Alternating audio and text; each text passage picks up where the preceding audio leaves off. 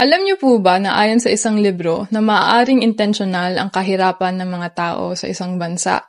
Ang tawag dito ay predatory governance, galing sa konsepto ng selectory theory sa librong The Logic of Political Survival. Ayon sa libro na ito na ang mga tao na nasa gobyerno ay usually binibigyan ng pansin ang kanilang political survival over sa kapakanan ng maraming tao.